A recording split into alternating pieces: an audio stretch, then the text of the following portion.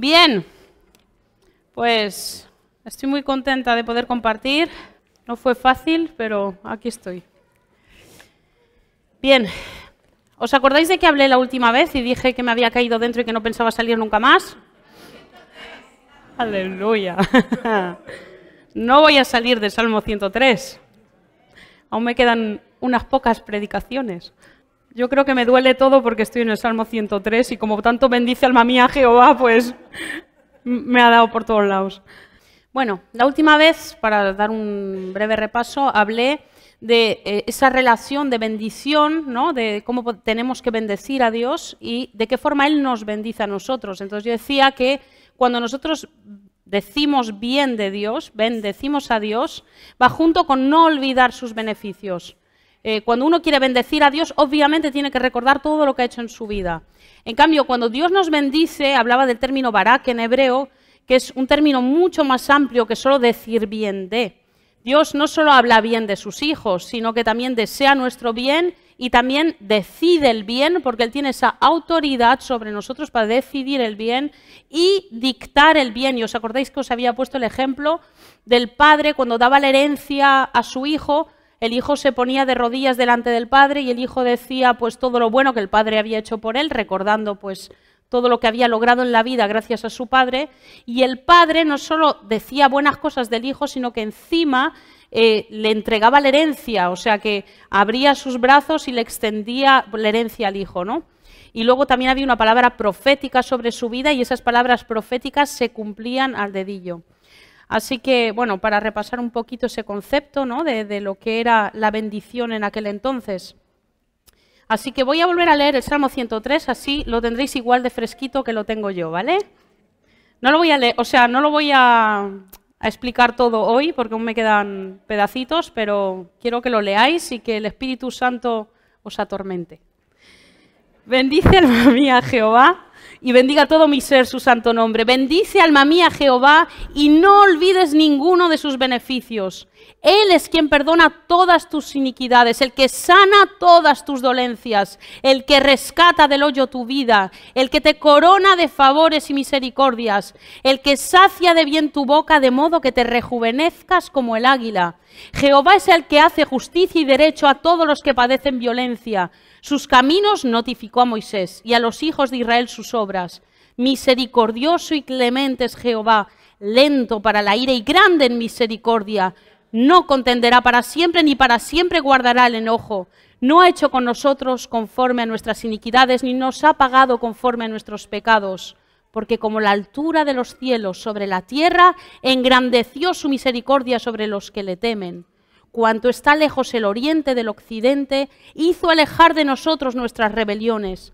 Como el Padre se compadece de los hijos, se compadece Jehová de los que le temen, porque Él conoce nuestra condición, se acuerda de que somos polvo. El hombre como la hierba son sus días, florece como la flor del campo que pasó el viento por ella y pereció, y su lugar no la conocerá más. Mas la misericordia de Jehová es desde la eternidad y hasta la eternidad sobre los que le temen, y su justicia sobre los hijos de los hijos, sobre los que guardan su pacto y los que se acuerdan de sus mandamientos para ponerlos por obra. Jehová estableció en los cielos su trono, y su reino domina sobre todos. Bendecid a Jehová, vosotros sus ángeles, poderosos en fortaleza que ejecutáis su palabra, obedeciendo la voz de su precepto. Bendecid a Jehová, vosotros todos sus ejércitos, ministros suyos que hacéis su voluntad. Bendecid a Jehová, vosotras todas sus obras. En todos los lugares de su señorío, bendice alma mía a Jehová. Amén, tremendo salmo, es que es tan impresionante. Este salmo se piensa que David lo escribió al final de su vida, ya cuando era mayor, porque contiene tal sabiduría. Es como si toda la sabiduría de una persona que ha dedicado su vida a alabar a Dios, a adorar a Dios, que ha fracasado muchas veces, pero que también se ha levantado por el poder de Dios muchas veces, escribe como un legado para todos aquellos que vienen detrás de él y les da unos consejos prácticos para que no cometan los mismos errores que cometió él. Imaginar un abuelito ya en su lecho de muerte, imaginar a los nietos alrededor, a los hijos. Si ese abuelito ha vivido una vida llena de Dios, ¿Qué consejos quiere darle a sus nietos y a sus hijos? Sobre todo si los ven en malos caminos, ¿no? Pero aunque los ve en buenos caminos, ¿qué consejo les va a dar? Va a exprimir todo su conocimiento, su sabiduría adquirida en Dios y se lo va a transmitir a sus seres queridos, porque los quiere y quiere lo mejor para ellos. Entonces, cojamos este salmo desde ese sentir, desde ese sentimiento de una persona ya mayor que ha vivido mucho, que ha visto muchísimas cosas, que ha tenido muchísimas posesiones. Este hombre no le ha faltado nada, no le ha faltado un botón, pero también ha vivido persecución, ha vivido el pecado más absoluto, ha caído, pero Dios lo ha levantado. Y entonces tiene un testimonio poderoso y este testimonio se encuentra en el Salmo 103. Aquí empieza, una vez más, empiezo con bendice alma mía Jehová. ¿Por qué?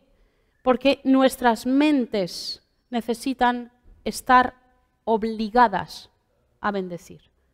Mi mente de por sí misma, tu mente de por sí misma, no importa lo retorcido, sencillo que seas, peor si eres retorcido, pero da igual.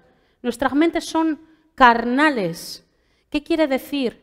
Que mi mente va a pensar en todo lo que no glorifica a Dios. Pueden ser cosas que no parecen malas, tonterías. Pasamos el tiempo, pues pasan las horas y dices, ¿en qué he pensado todas estas horas? Y si analizas, a lo mejor fueron un montón de tonterías o cosas sin importancia, sin relevancia, pero también pueden ser cosas feas, cosas que no nos han llevado a nada bueno. Por eso dice, bendice alma mía Jehová, te obligo a bendecir a Jehová. Obliga a tu mente, obliga a tu corazón a bendecir a Dios. Eso es lo que te está diciendo. ¿Por qué bendecir? Una mente suelta, y yo creo que Antonio hace no mucho habló de la mente, aunque yo no estaba ahí, una mente suelta, dejada como un caballo desbocado, es un desastre. Acabas haciendo justo lo que no querías hacer, acabas diciendo justo lo que no querías decir, porque tu mente anda suelta. En cambio, bendecir a Dios es coger las riendas de tu caballo, de tu mente, y decir, bendice alma mía Jehová. Deja de criticar en tu mente, deja de pensar mal en tu mente, deja de quejarte en tu mente. Vas a bendecir a Jehová. Y vamos a leer en Romanos 1:21. Bueno, no lo vamos a leer, no. Romanos 1:21 habla de los hombres sin Dios y dice que se hicieron vanos en sus razonamientos y su necio corazón fue entenebrecido. Nosotros, el ser humano, es una máquina de producción de mentiras, de vanidad y de locura. El ser humano, al natural, puedes tener a Dios por ahí, pero al natural acabas viviendo en las mentiras, en las vanidades, en las estupideces que te ofrece este mundo y acabas viviendo también en la locura. Y yo digo que cada uno tiene su locura.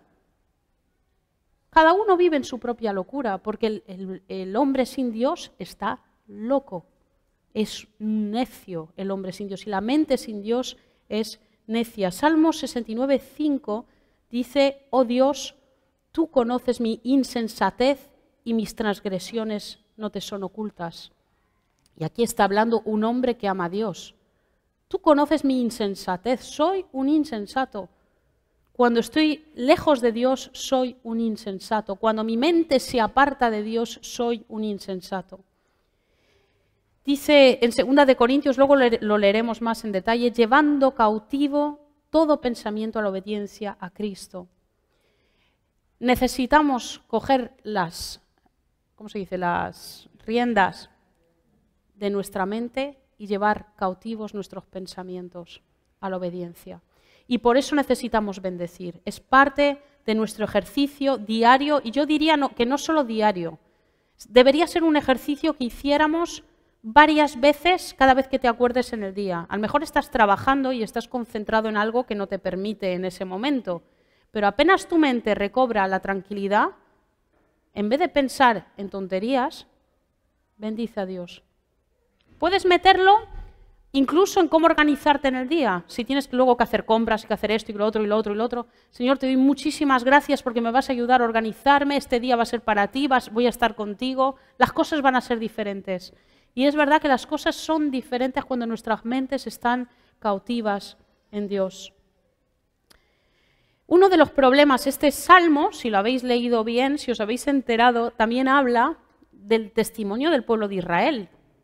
Está hablando de cómo vivió el pueblo de Israel y cuál fue, digamos, el sello de Dios sobre este pueblo. Uno de los problemas más grandes y más serios del pueblo de Israel fue la queja. Alguna vez lo he compartido, la queja.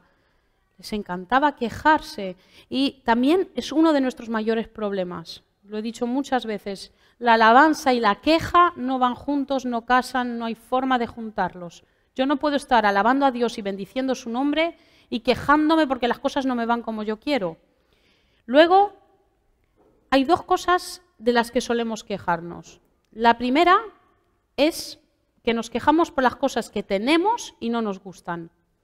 Por ejemplo, no me gusta el trabajo que tengo, o no me gusta no tener trabajo, o no me gusta, no sé, el coche que tengo, no me gusta la casa que tengo, yo aspiro a más, quiero más cosas.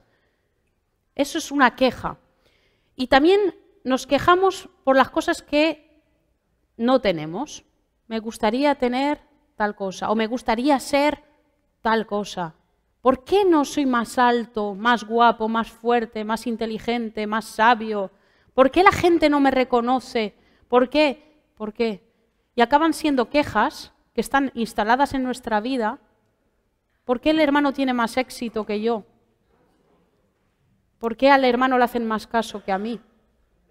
¿Vale? Son dardos que están ahí y no nos damos cuenta, pero son quejas contra Dios. En vez de decir, gracias Señor, porque me has hecho bien, me has llenado de talentos, de dones. No los veo todos, pero los voy a ver. Y voy a desarrollar lo que pones en mí. Bien, vamos a leer Números 11:5 y vamos a ver la mentalidad del pueblo de Israel en cuanto a la queja. Lo tenemos ahí, Números 11:5. Nos acordamos del pescado que comíamos en Egipto de balde, de los pepinos, los melones, los puerros, las cebollas y los ajos. ¡Qué majos! Dios los saca, os pongo en situación, Dios los saca de 400 años, un poco menos, de esclavitud, cosa que parecía totalmente imposible porque el faraón antes muerto que dejarlos ir, y Dios los saca con mano poderosa. Se encuentran frente al Mar Rojo, Dios abre el Mar Rojo. Tienen sed, se mueren de sed, Dios les da en pleno desierto, les da agua. Luego se mueren de hambre, les da el maná. Y entonces, después de recibir el maná, de ver esa columna que había detrás de ellos durante el día, esa columna de fuego para calentarlos, para espantar a los bichos, para que estuvieran calentitos y protegidos durante la noche en el desierto, se atreven a decir, nos acordamos del pescado que comíamos en Egipto de balde, gratuitamente. Los egipcios eran majísimos, nos trataban. ¿Qué hacemos aquí? ¿Os dais cuenta de la mentira tan increíble que se había sentado en sus mentes? Somos máquinas para producir mentiras. Cuando algo no nos conviene del trato de Dios en nuestras vidas, hay que ver lo bien que me iba antes. Antes de que yo sirviera tanto al Señor, estaba mucho mejor. Antes que me convirtiera, las cosas me iban mejor. Tenía más amigos, me iba mejor. Era hasta más simpático, fíjate. Y son mentiras que se van poniendo en nuestras vidas. La paga que ahí recibían, todo lo que comían, los pepinos, los melones y todo eso, ¿sabéis lo que era? El intercambio por su esclavitud, porque no tenían otra cosa. Les daban comidita para que siguieran currando de sol a sol, para esclavizar a sus propios hijos. Entonces era el salario de su esclavitud lo que recibían ahí. Lo que nosotros teníamos antes de servir a Dios, lo que hacíamos, la vida que vivíamos, era el salario de nuestra esclavitud. No reclames lo que está detrás, porque no era bueno, te tenía atado. A lo mejor tenías más dinero, más posición social o te iba mejor, pero el salario de tu esclavitud, no lo olvides jamás. Entonces seguimos estudiando un poquito este Salmo 103 y aunque hoy no lo voy a comentar entero, una lástima porque la próxima parte es increíble, pero vamos a ir por partes. La primera parte habla de una alabanza personal. Del versículo 1 al 5 vemos al salmista alabando él solo a Dios, dándole gracias, la gloria, etc. Luego vamos a ver que él impulsa a la alabanza comunitaria, que los demás comiencen a alabar a Dios con él. Y luego vemos en la última parte, cuando él ya se dirige a los ángeles, a los poderosos, a sus obras, a su creación, ya está hablando de una alabanza universal. Él extiende su propia alabanza hacia afuera, ¿vale? Bien, seguimos con nuestra mente. Dice Proverbios 23:7, habla del hombre, porque ¿cuál es su pensamiento en su corazón? Tal es él. Y a veces vemos a grandes hombres de Dios, grandes mujeres de Dios, o eso nos parecen, ¿vale? No lo sabemos, no vivimos con ellos, pero eso parecen. Y pensamos, ¿quién fuese una persona así, ¿no? Tan usada por Dios, tan bendecida, tan... Vale, volvemos a este texto, porque ¿cuál es su pensamiento en su corazón? Tal es él. ¿Tú te quieres convertir en una persona que transmita de Dios, que tenga de Dios? Llénate de Dios. No hay otra. La alabanza, la búsqueda de Dios a través de la palabra, de la oración, la adoración en tu casa, las lenguas, es lo que potencia que tú te conviertas en eso que estás pensando. ¿Qué pasa? Si estás pensando en series, en culebrones, en revistas del corazón, ¿qué va a haber en tu boca? Tonterías. Cuando hables vas a hablar de la Belén Esteban. Entonces no vas a ser un hombre y una mujer de Dios con esos temas, ¿vale? Pero si tú quieres ser una persona que realmente transmita de Dios, vas a tener que empezar por llenarte de Dios. Y llenarse de Dios toma su tiempo, y lo sabemos todos. Y a veces uno piensa, es que no tengo tiempo material. Y por eso digo que cuando uno está trabajando, cuando tiene esos momentos de pausa, pon tu mente en Dios, alaba a Dios, dale gracias, Señor, gracias porque esto me fue bien, porque estoy cansado, pero tú me has ayudado a hacer esto, a hacer lo otro. Y es lo que nos potencia esa alabanza, esa adoración. Dice Mateo 12:34, de la abundancia del corazón habla la boca. De lo mucho que nos zampamos, luego soltamos. Si tú quieres soltar cosas buenas, nútrete de cosas buenas. Nuestra naturaleza es olvidadiza, pero no es olvidadiza por casualidad. No sé si creemos que es por casualidad que me olvido de los beneficios que Dios pone en mi vida. Me olvido a propósito. Nuestra carne se olvida a propósito, porque a la carne no le conviene recordar lo que Dios hizo por mí. La carne se olvida porque la carne no quiere recordar lo que Dios hace por mí, porque eso me da licencia para hacer luego cosas que a mí me da la gana. Si yo vivo conectado en la gratitud y en el recordatorio constante de lo que Dios hace por mí, eso de alguna forma me ata a la voluntad de Dios, me ata a Dios. Pero si yo vivo si yo vivo olvidándome constantemente de todo lo que Dios hizo por mí, soy un desagradecido y acabo haciendo lo que me da la gana. Y a veces es un poquito el pretexto, ¿no? Olvidarse. ¿Qué podemos hacer para recordar las cosas que Dios ha hecho? Lo he dicho un poquito la otra vez. ¿De qué me tengo que acordar? Yo me doy cuenta que a veces Dios nos ha bendecido de una forma material, un mes que parecía imposible, y eso te olvidas. Al mes siguiente ya te has olvidado. Cuando viene un problema ya te has olvidado. Nos olvidamos constantemente de todas en las que nos saca Dios diariamente, nos olvidamos. Y es un ejercicio que va contra nuestra naturaleza, el recordar constantemente. Si tienes tiempo libre, piensa, ¿qué es lo que Dios hizo por mí en estos últimos años? Recuérdalo, recuérdalo. Es algo necesario para tener esa mente conectada con Dios. El pueblo de Israel se olvidaba constantemente todos los beneficios que Dios les había dado. Como sacarlos de la esclavitud, como atravesar el mar y no ahogarse, como viendo la destrucción además de sus enemigos, vieron a sus enemigos morir. Parecía que eso no les importaba. ¿Sabéis por qué? Porque eso para ellos no era suficiente. No era suficiente porque querían cosas, exigían cosas de Dios. Y cuando hablo de cosas de Dios, era exigencia de cosas materiales, caprichosas, que Dios tenía que darles en el momento que lo exigieran. Esa era su relación con Dios. Ahora quiero carne. Ya estoy harto del maná. ¡Qué asco de maná! Vale, ¿queréis carne? Comer carne. Y comieron carne, murieron algunos comiendo carne además. Y reventaron de carne. Porque Dios no aprecia, no le gusta ese tipo de actitud. A veces Dios nos da lo que le pedimos caprichosamente, permite que lo tengamos y luego nos lo tenemos que comer con patatas fritas. Y eso es peor. Cuando comes carne porque has exigido carne y la comes hasta que ya tu estómago revienta, te acuerdas de que tal vez no era la carne lo que necesitabas, sino el maná que te mantenía mejor. Entonces, la relación del pueblo era una relación caprichosa. Dios me tiene que dar esto ya, porque yo lo pido. Segunda de Corintios, y ahora sí lo vamos a leer, 10, 3 al 5. Segunda de Corintios 10, 3, 5.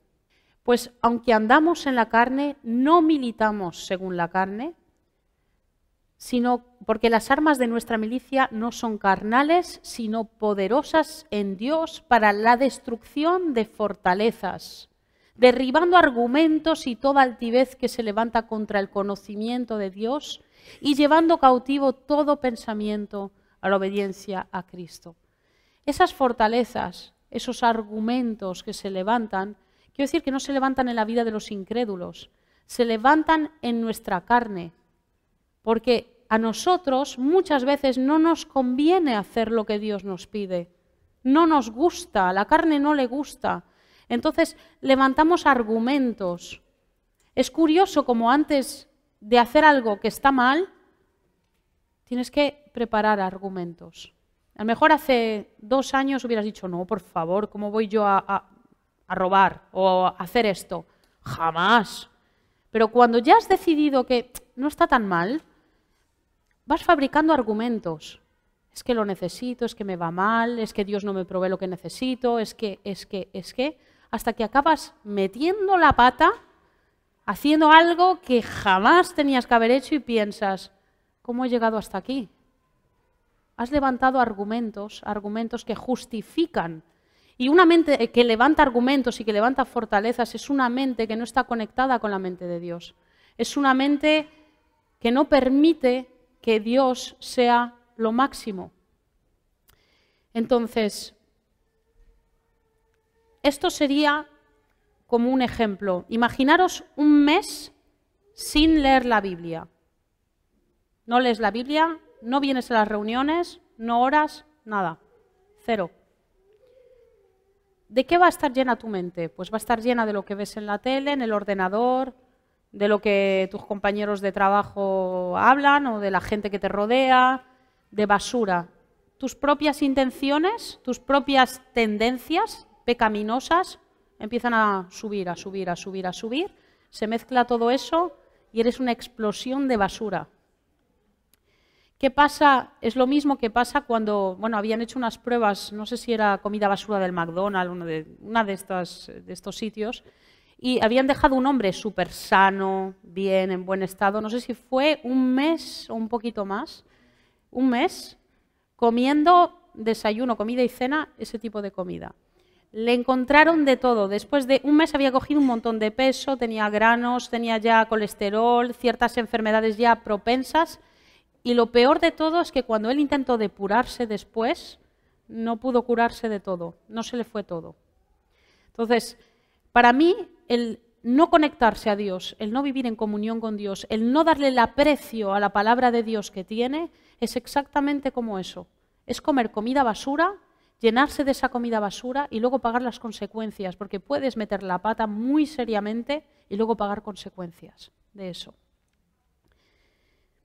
Necesitamos dar gracias en todo tiempo por lo que Él ha hecho, por las oraciones contestadas, por lo que Él está haciendo aunque yo no vea nada y por la fe que tengo en las cosas que Él va a hacer, aunque las haga como le da la gana, porque es Dios y es soberano. Pero tenemos que vivir en esos 3 aspectos de gratitud en nuestra vida. Dice Habacuc 3, 17 y 18... Aunque la higuera no florezca ni en las vides haya frutos, aunque falte el producto del olivo y los labrados no den mantenimiento, y las ovejas sean quitadas de la majada y no haya vacas en los corrales, con todo Yo me alegraré en Jehová y me gozaré en el Dios de mi salvación. Esto es exactamente lo opuesto al pueblo de Israel. Exactamente lo opuesto. Ha entendido este hombre, este profeta de Dios, había entendido que su alegría, su gozo residía en Dios, que si le quitaban todo, le quedaba lo más importante, que era Dios. Que aunque no tuviera comida, y eso es muy fuerte decirlo, aunque no tenga cómo mantenerme, cómo comer, cómo subsistir, con todo yo me alegraré en el Señor.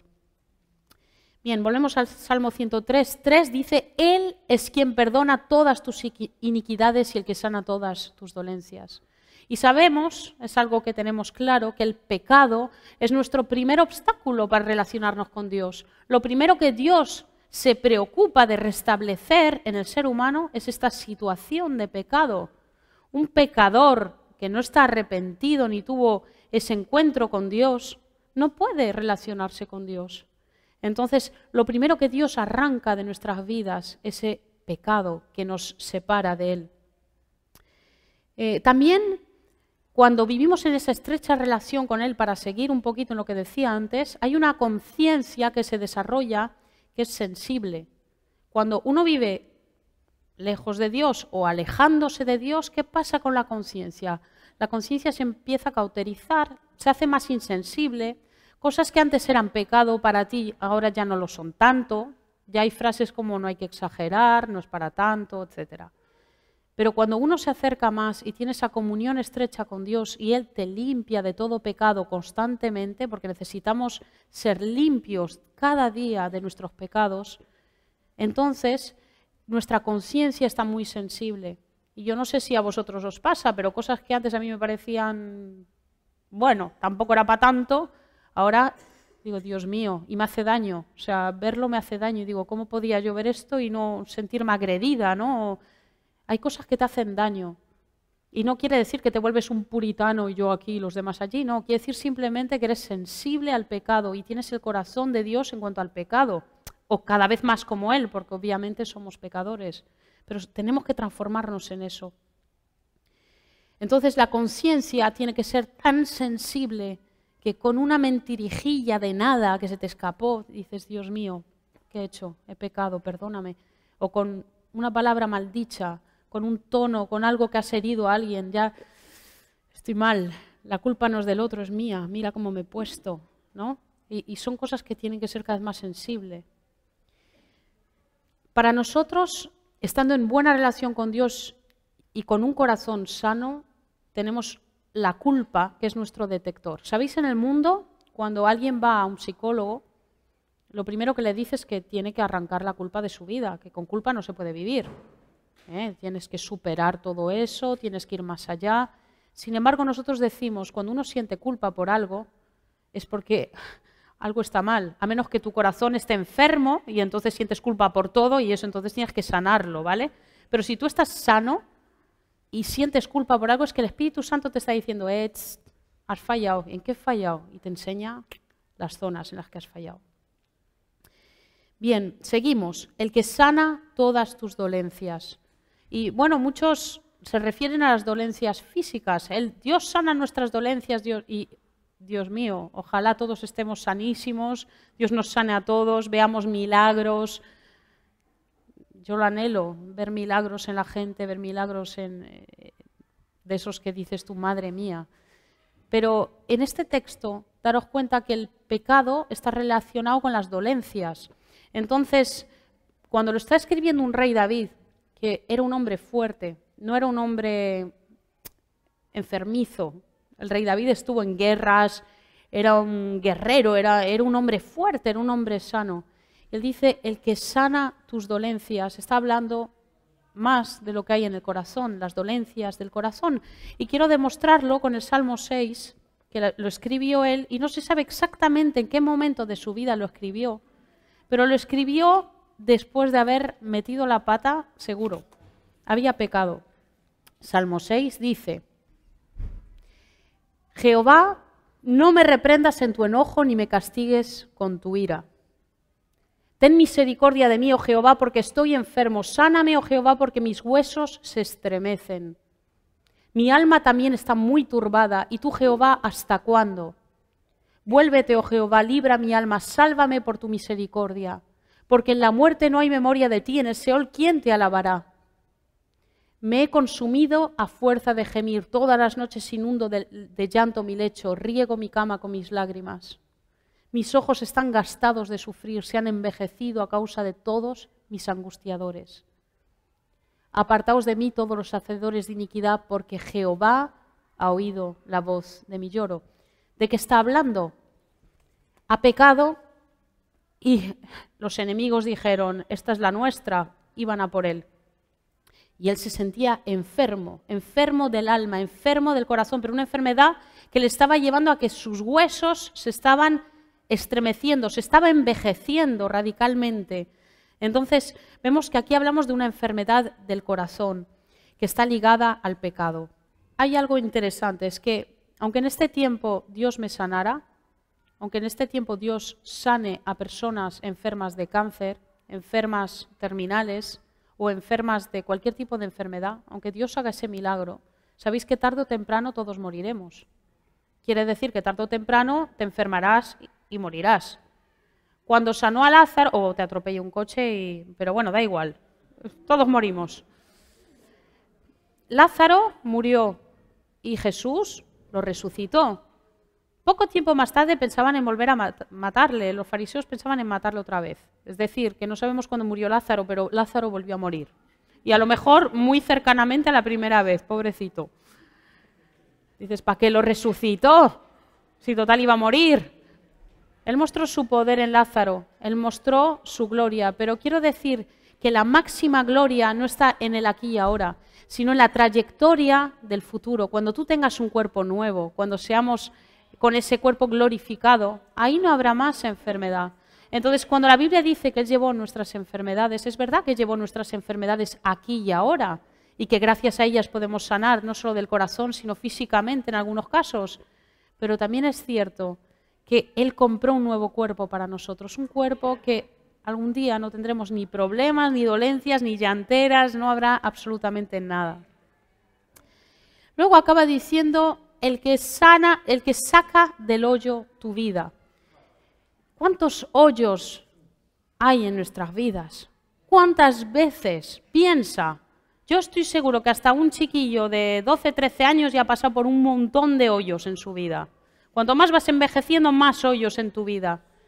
¿Y sabéis lo más increíble? Es que Jesús se metió en el hoyo. No dijo simplemente, te tiendo una cuerda y a ver, sube como puedas. No, cuando Él murió en la cruz, se metió en el peor de los hoyos posibles, porque ha cargado con el pecado de todo el mundo. Y no solo eso, sino que ha cargado, se hizo pecado por nosotros. No solo ha cargado, sino que se hizo pecado. Yo no sé, yo cuando estaba preparando esto digo, no sé si entendemos lo que quiere decir eso. Decimos, sí, se hizo pecado. No, no lo entendemos. Porque el pecado es lo que Dios más odia, lo aborrece, le repugna. Y Él se hizo pecado. Y es el hoyo más profundo que jamás hubo en la tierra. Por eso, cuando uno dice, ¿cómo Dios puede perdonar a una persona tan horrible, a un pederasta, a una persona que fue un torturador, un violador? ¿Cómo puede perdonar? Porque Él entró en el hoyo más profundo y sacó de ahí a la humanidad. Entonces Él puede sacar a cualquier persona de cualquier hoyo. Contrariamente a lo que hace la psicología, que dice, tú deberías hacer esto para salir de ahí, deberías comportarte así. Eso es el consejo humano. Pero Dios se mete y hace así, ras, para arriba. En el mundo vemos que la gente tiene muchas teorías y nosotros a veces vivimos todavía con teorías como el mundo. A veces solo basta con experimentar el poder de Dios en nuestras vidas. No hay teoría. Cuando uno está en un hoyo no hay teoría. La teoría es clamar a Dios y salir. Él te saca de ahí. Dice la palabra, el que te corona de favores y misericordias. Hay tantas cosas que Dios hace por nosotros y que no nos enteramos. ¿Sabéis? Es impresionante. Tantas cosas en un día que Dios hace por nosotros y vivimos ignorantes. Por eso el bendecir a Dios hace que muchas veces nuestros ojos se abran sobre cosas que Dios hizo y que no habíamos visto porque somos egoístas. y en el fondo nos daba igual, porque Dios tiene que cuidarme. Pero es increíble, en el Salmo 23, 6 dice, ciertamente el bien y la misericordia me seguirán todos los días de mi vida. ¿Sabéis lo que es eso? El bien y la misericordia. Yo me levanto por la mañana, también y misericordia detrás. ¿Cómo? Bien y misericordia. Voy a trabajar o hago mis cosas en casa. ¿Quién está detrás de mí? ¡Qué pesados! Me persiguen. Bien y misericordia. No me dejan en paz. Eso es genial. Me acuesto. ¿Quién está conmigo? Bien y misericordia. Me duermo. Sí, pero bien y misericordia, mejor. Mejor todavía. Es que es algo que merezcamos. ¿Realmente merecemos que Dios nos trate así? Nos damos cuenta de todo lo que en 4 versículos se ha dicho en este Salmo. En 4 versículos ha dicho que Dios ha hecho de todo por nosotros. Y aún somos capaces de quejarnos cuando las cosas no nos gustan como pasan. Y tengo una noticia. ¿Tú sabes hasta que te mueras la de cosas que no te gustan que te van a pasar? Y que no va a ser Satanás, va a ser Dios que lo va a permitir. Así que a lo mejor piensas es que Dios me odia. No, Dios nos ama profundamente. Por eso nos manda a bien y a misericordia. Que nos tapen en la cama, bien y misericordia. Acuérdate de esto, que te quedes en tu corazón, en tu imagen. Dice, el que sacia de bien tu boca, de modo que te rejuvenezcas como el águila. Hay tratamientos de belleza hoy en día de todo tipo. Las mujeres se estiran así la cara, se meten botox, se quedan como patos. Se hace de todo para rejuvenecer. La juventud hoy en día es un ídolo. Hay que ser joven. Una persona de cierta edad tiene que parecer joven, si no, es horrible, es una esclavitud más que se ha añadido. Y sin embargo dice, el que sacia de bien tu boca. ¿Sabes lo que quiere decir? Que cuando tú comes la palabra, ¿quién es el pan de vida? Cristo. Estás comiendo ese pan de vida. Cuando tú estás alimentándote de su palabra.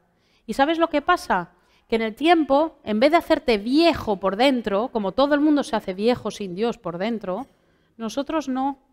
Nosotros nos vamos regenerando, regenerando, regenerando. Y nosotros nos vamos rejuveneciendo, que no atontando. Cuidado, que alguno pensará, ¿me vuelvo adolescente o me vuelvo niño? No, no. Nos vamos rejuveneciendo por dentro. Y es increíble cuando tú ves un hombre de Dios o una mujer de Dios que mueren en el Evangelio, dices, es increíble. O sea, tienen a veces muchísima más energía en su forma de hablar, de expresar, de todo de Dios, que un joven. Y es porque han comido tanta palabra en su vida y han visto tantas obras de Dios en su vida y a través de su vida que están rejuvenecidos por dentro. Vamos a acabar con, ya sabéis, todos los que queréis rejuvenecer, a partir de ahora, inflaros de palabra de Dios. Isaías 40, 29 al 31, y acabo con este versículo, con estos versículos. Isaías 40, 29, 31. No. Ahí. Él da esfuerzo al cansado y multiplica las fuerzas del que no tiene ningunas.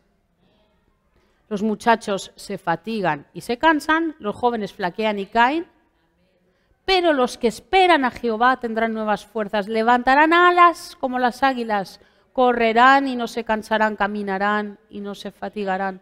Y eso no es una promesa solo física, que puede ser, pero puede ser sobre todo que lo puedas vivir incluso en silla de ruedas, que puedas correr, dentro de ti corren ríos de agua viva. Cuanto más palabra, más bendición a Dios, más dediques tu vida a ser una persona agradecida a Dios, más vas a rejuvenecerte, más vas a transmitir que eres una mujer o un hombre de Dios y más puedes transmitir a los demás. Que el Señor os bendiga.